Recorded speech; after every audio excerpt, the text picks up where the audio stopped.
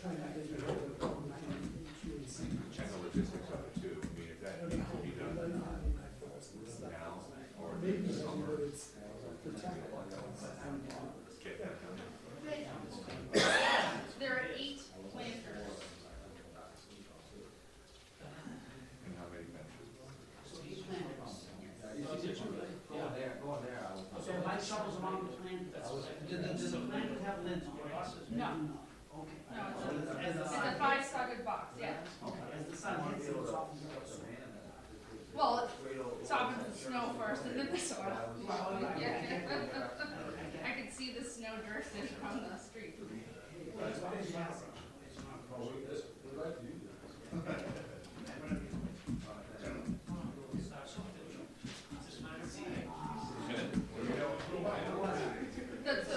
So yes, once things start to hit the rock. Tara wants to, it's okay. So, they can take the logistics, they were talking about using some piece of equipment to lift the soil on and off, so it's a matter of when that equipment is allowed to be there, given school activities. So that's, we'll have to talk that offline to see if that's possible. If her team wants to. There's no dollies that you can sort of. Well, we were thinking we didn't want to take soil all the way through the school from a cleanliness, so up and over. But We were trying to line up with equipment for logistically with stuff that's actively going on site, so just to time the two activities together so we can use the equipment on pass. Sure. So you think you can do that sometime in March? Weather dependent, spring is going out and so it's just working around school activities, obviously, and school activities and weather. We're ready, so it's just whatever lines up in the earliest date. Okay.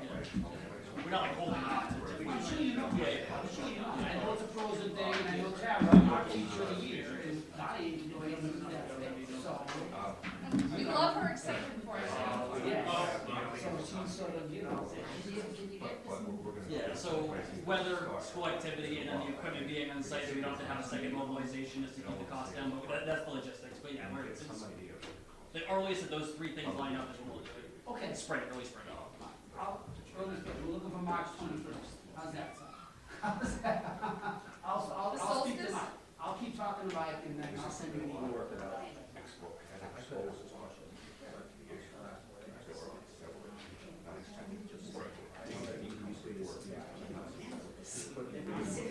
been ordered.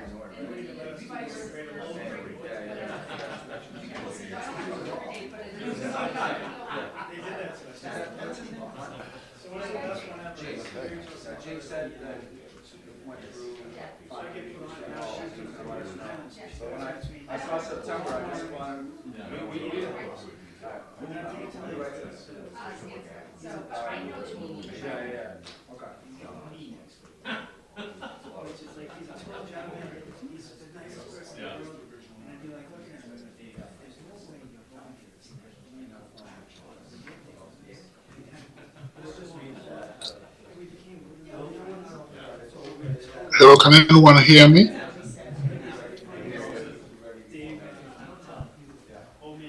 Hello? Hello? Hi, Connor.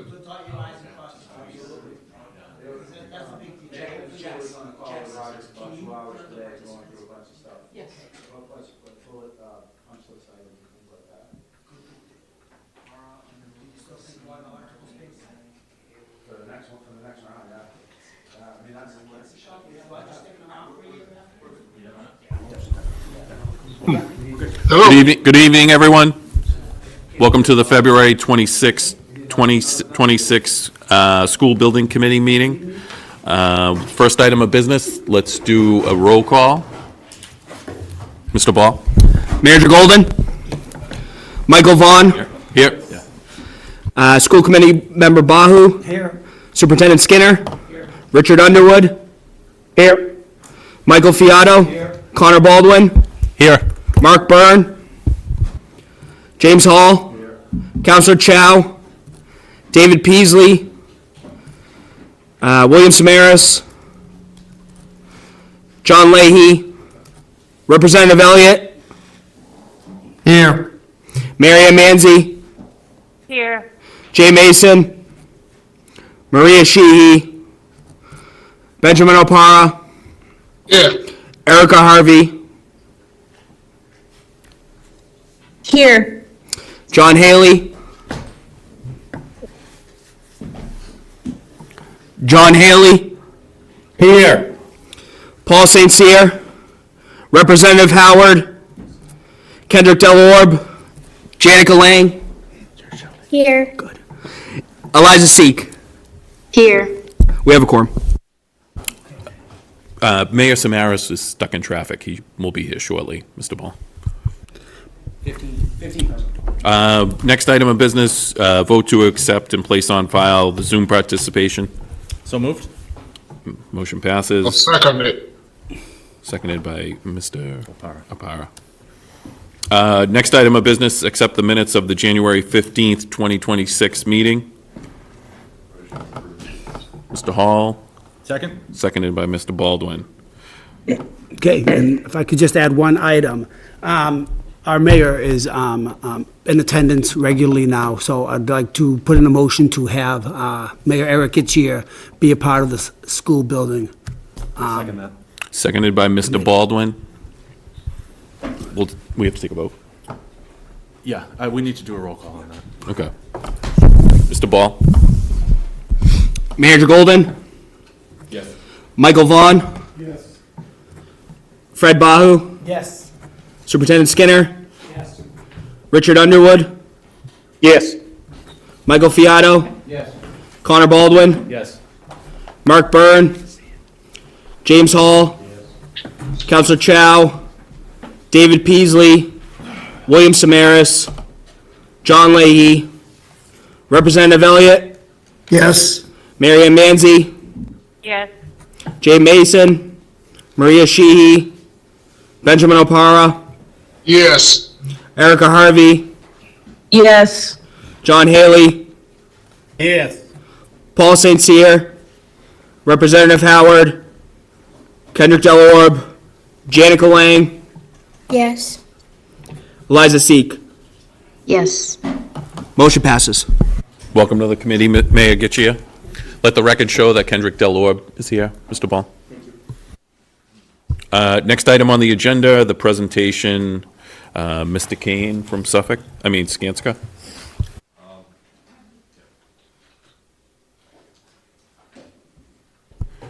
Hello all. Yeah, we got the presentation for the Lowell High School project. The first part of the presentation would be the construction update, where we stand on phases. Mr. Regis with Suffolk. Sure. If you want to go to the next slide, just for the visuals to go through the walkthrough. Slide after that. This is just our schedule. We reviewed this in past meetings, just the cadence of Phase 4, which we're actively now in. We started Phase 4, the kickoff of January. Next slide. This is just a graphic just showing the auditorium space, which we can discuss. I've got some photos in future slides, but the auditorium space for wrap-up and turnover for next week. That's just the yellow highlighted box in the red area. The rest of the red area is Phase 3, which was turned over with students coming back after winter break. The white area being Phase 4, which is the extension of the 22 building, and then the 1890s Coburn Hall to the south. Next slide. Now in red, this is our Phase 4 area. Next slide.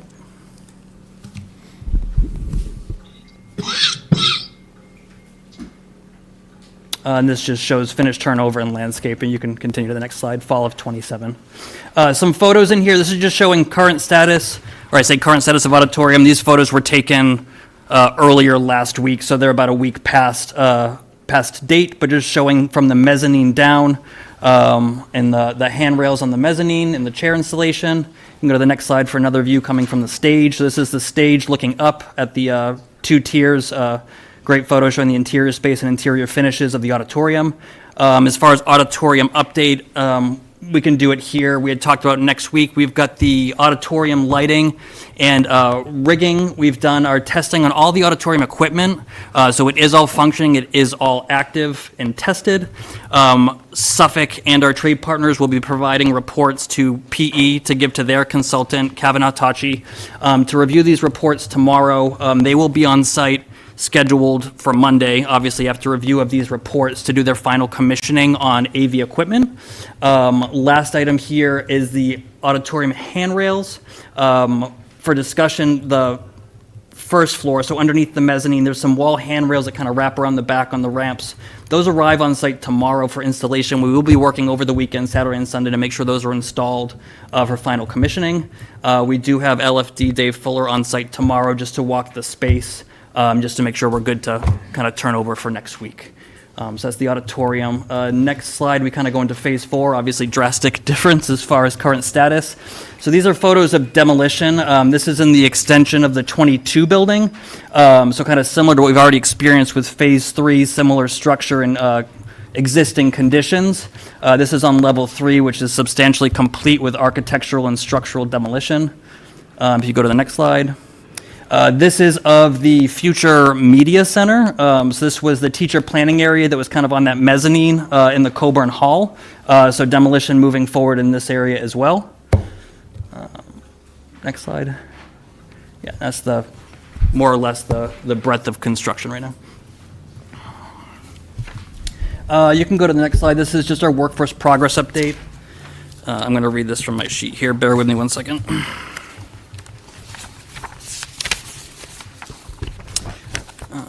As far as total MBE, WBE contracts awarded, that value remains similar as we haven't brought any new trades on site, so that's kind of the same figure we've carried for past updates. Total construction minority workforce, floating right around 27%. The project goal is 15%, so we're exceeding our goal as far as minority workforce.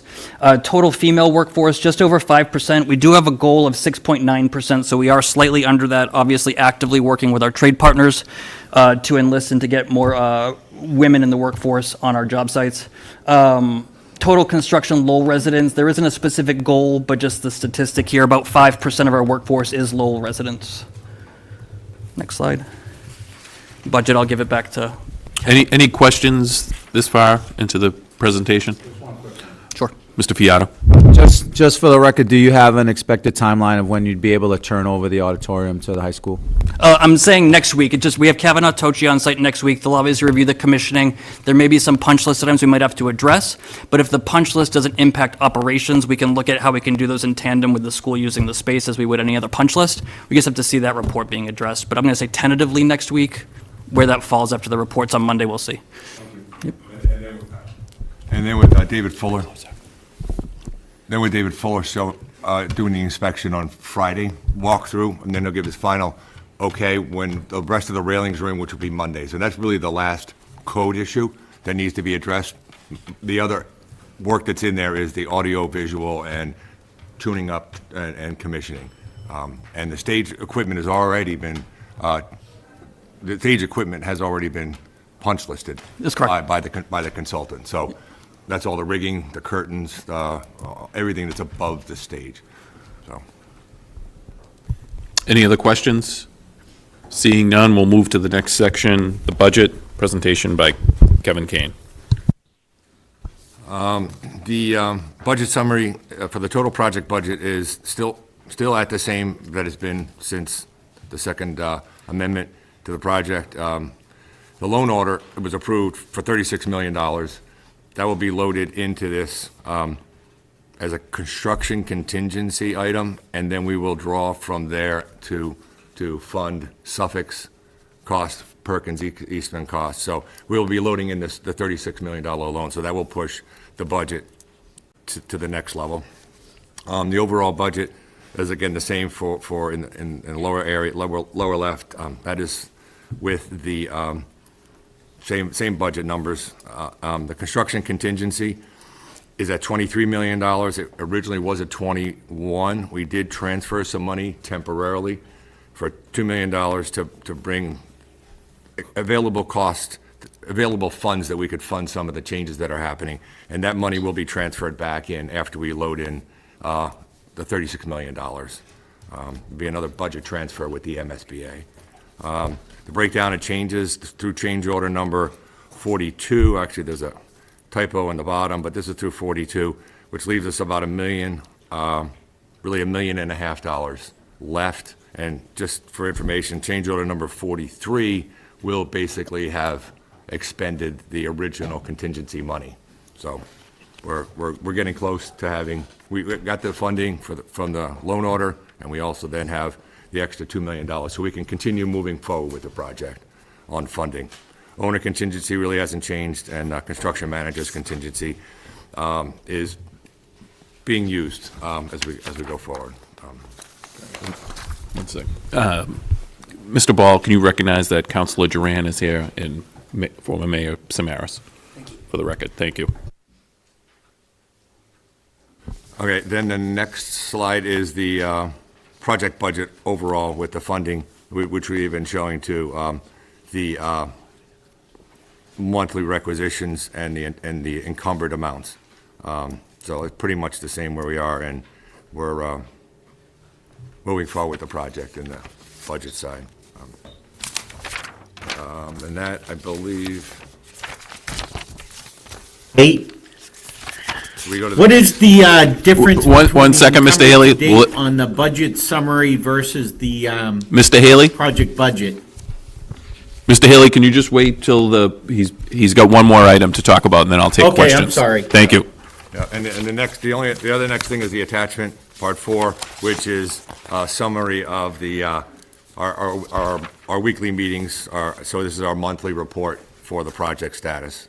I'm gonna go through it, but you have you can read through that. That's what we have for the presentation. Mr. Haley, go ahead. I just had a question on the budget summary versus the project budget spreadsheet.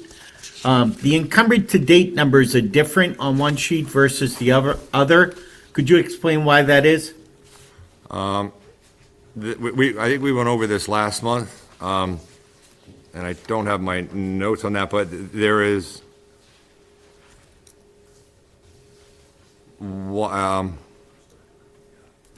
I don't have my notes on that. This is really what we're carrying from is the original budget. I mean, or the January line with the yellow header on it. That is where we stand on our requisition. The encumbered is what's been encumbered. The current budget is different because that's what we're working towards is the budget number. So the current budget tab is what we're budgeting, but the encumbered is what's been paid to date. I hope that answers your question. Any other questions on the budget? Mr. Bahu? I'm just curious, unforeseen circumstances have been coming up quite a lot in this project. And how is the renovation going at Coburn Hall? Is there anything that, we have unaccounted for that we need to discuss or make us aware? To Mr. that Kane.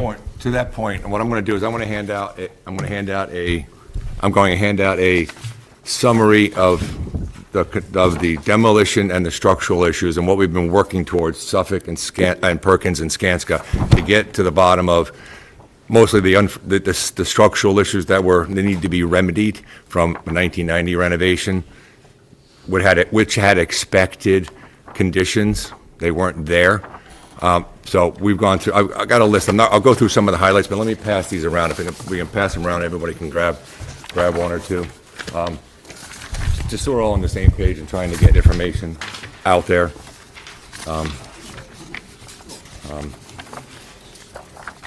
And then I guess who's ever on the call, maybe the city can get this information to everybody else. But this is what we've been working with. There was the structural findings that we found when the ceilings were started to be opened up, demolished, and removed. We found that there was the structural remediations that were supposed to happen in 1990, which we had Perkins had the documentation, and the structural engineer expected to see connections that weren't there. So then, with multiple investigations, so what we've done over the last 3 weeks, it was found in January 15th by Suffolk, and Perkins Eastman had their engineers out to look at the work. January 22nd, there was a report that came out from their January 15th visit to review the work. There were RFIs that were issued. Perkins Eastman's and FBRA, the structural engineer, had made site visits on February 2nd, 6th, 18th, 19th, and 20th, and Suffolk's in-house engineer was also with this engineer to review the scope of work that needed to be addressed to get the structure back up to a level where it can meet the code requirements for this project now.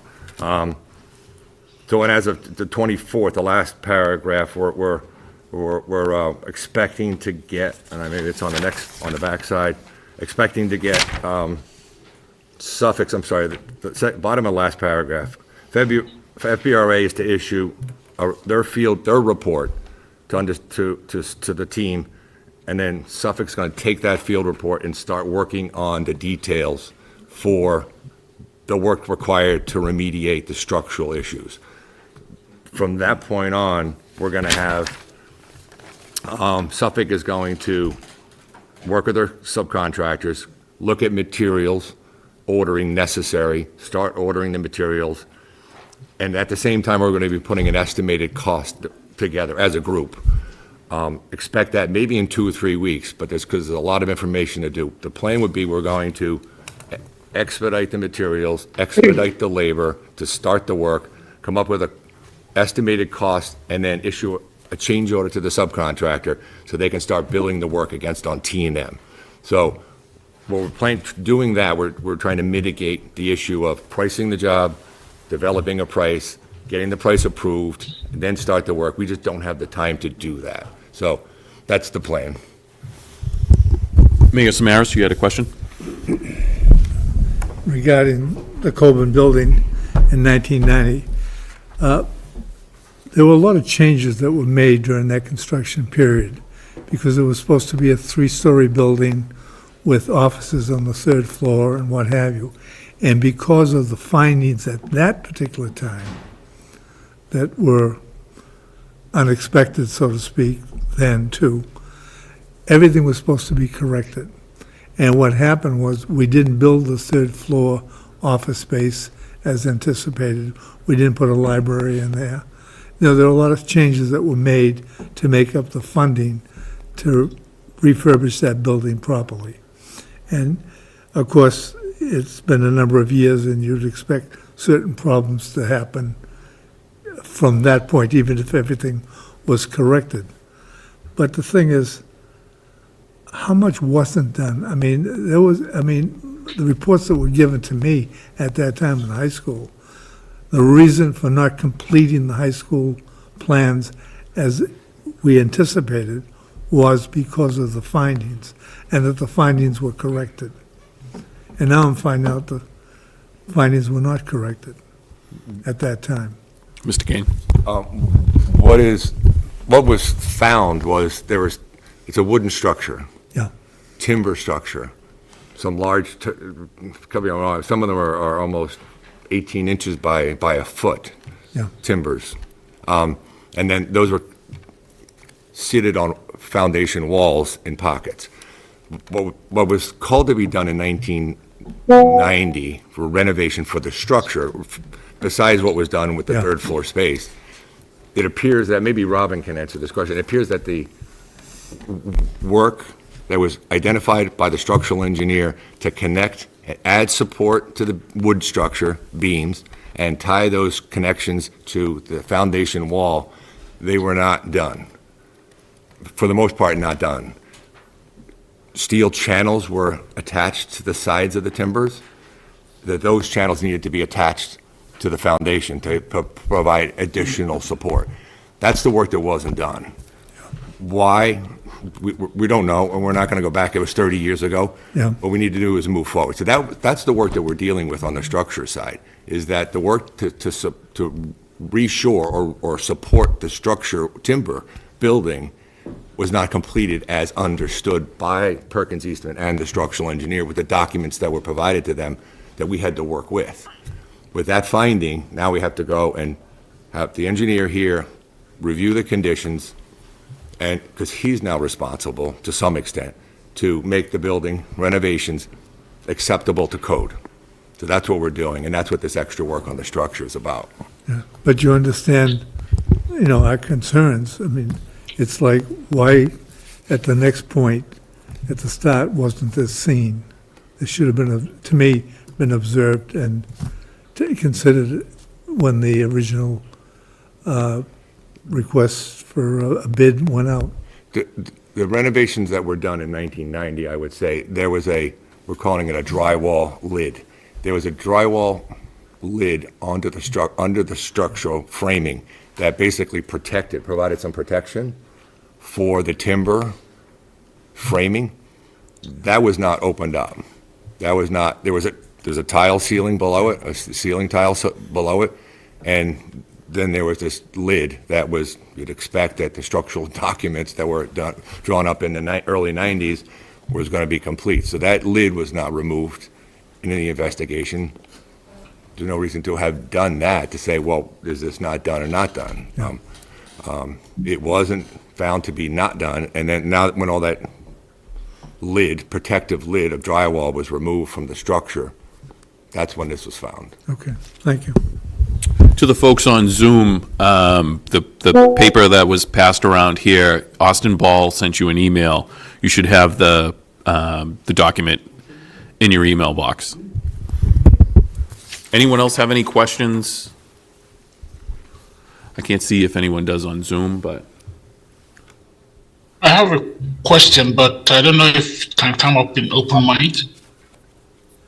Go ahead. It doesn't have anything to do with with this current line item, but I was wondering, for the walkthrough on Saturday, is there a reason why we chose this Saturday? Is it to add flair to the Winterfest? Otherwise, can we move it to next Saturday so the auditorium will be ready by then also? Just wondering. The walkthrough for Saturday is just for the 1892 building. If folks want to check out other spots, we can. We wanted to do this while they could see what was being done with the demo that it's done at this point, so that's why it was scheduled for this Saturday. And it won't interfere with Winterfest. Winterfest is starting at noon, so. Okay.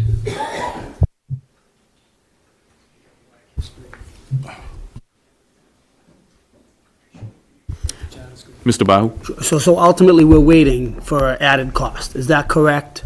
So when we don't, and do we have an idea if the $36 million additional that we're adding to the contingency would be able to cover this added work? Without having direction as far as what the remedial work is, at some point we've reviewed with FBRA and PE. At one point in time, it was the remedial issues are global, we're gonna have to address it everywhere. And then we reviewed and took down some areas, FBRA came back and said, oh, maybe it's not everywhere. So it's kind of fluctuated a little bit, so I can't really put a price tag on it, not knowing. But as Kevin had said, we're prepared to give a ROM for this, and that's kind of the first step. So we should be able to have that number available, and then as to not wait for the structures team to fully price out the exercise and kind of spend more, time is obviously of the essence. So then, at the next meeting, we will have an idea. I'm going to say contingent upon having direction, which we're told that we'll have direction eminently this week. So yes, once we have direction, that pricing and ROM exercise, give it a week or two. So by our next meeting, which is a month from now, I would say yes. Okay, Yep. great, that's good to know. And how about the hardware? I know that Acer Abloy, the hardware company, came and worked on our doors and such, and some were working, but some, I guess, aren't locking.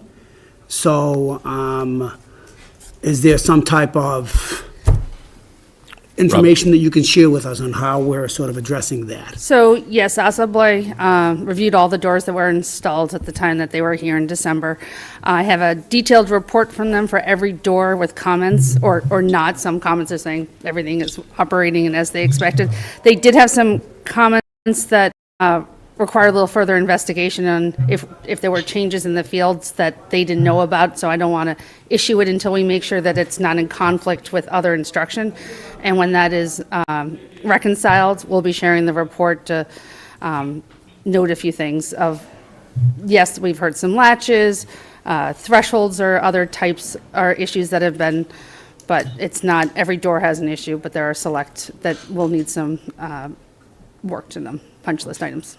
So do we have a date on when they would maybe be coming back to go ahead and correct those issues? I know that, you know. That's a field question to know that schedule. I haven't issued the report. That'll be early next month for them to then know the order of, you know, the quantity of issues or door locations that need work. Okay, so we'll know more next meeting. Yes. Okay, terrific. Thank you.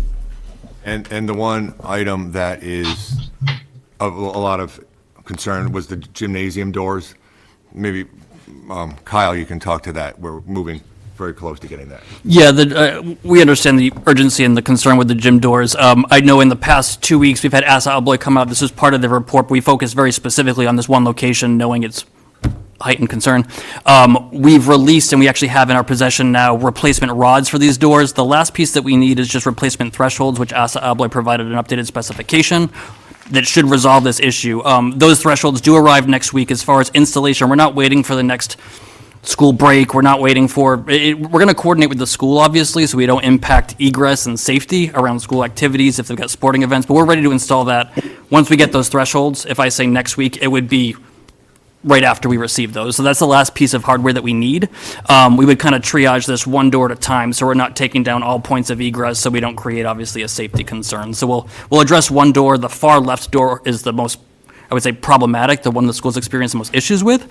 So we'll replace the threshold first, and like I said, we do have, we've ordered, call it the guts of the door. We've ordered new parts for that, because if this threshold doesn't resolve it, we're ready to replace the rod and take the door off the hinges and do it kind of from start. So we've got all of our toolbox full and ready, so it's, the threshold will arrive and then we'll install.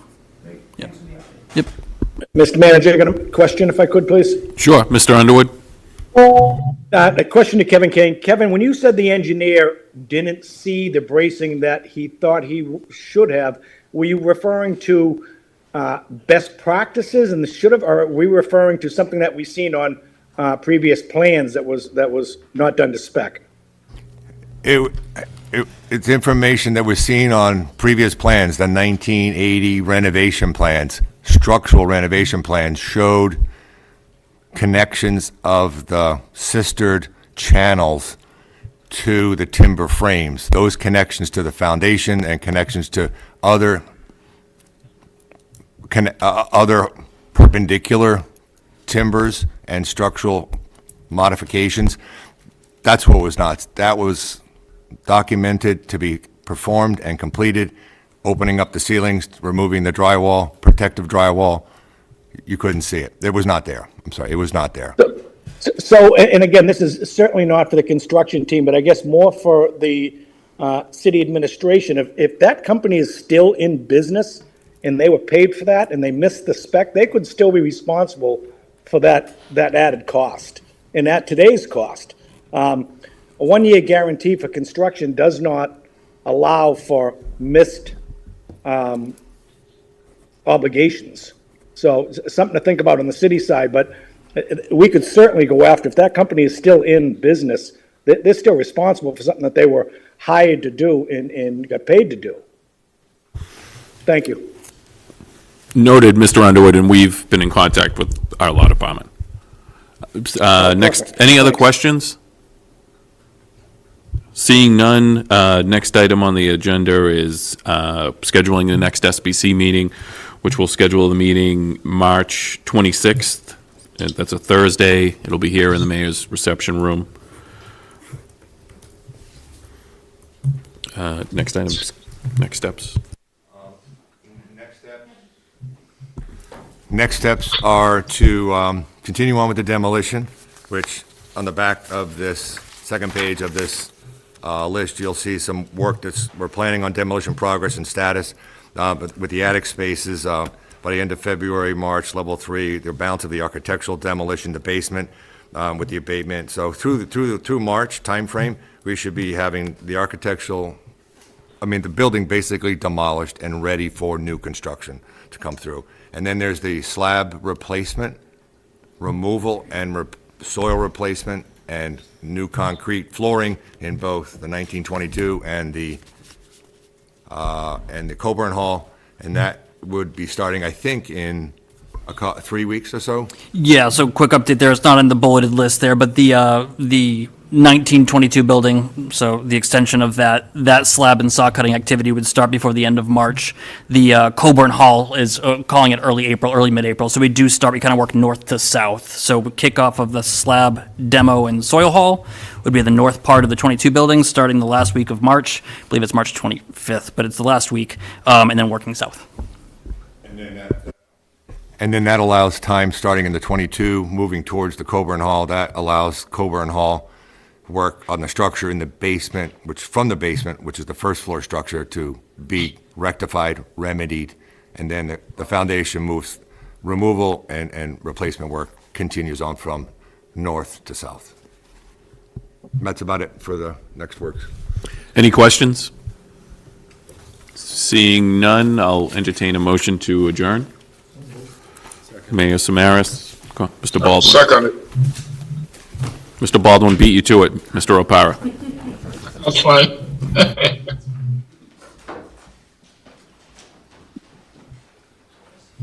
Good night, folks.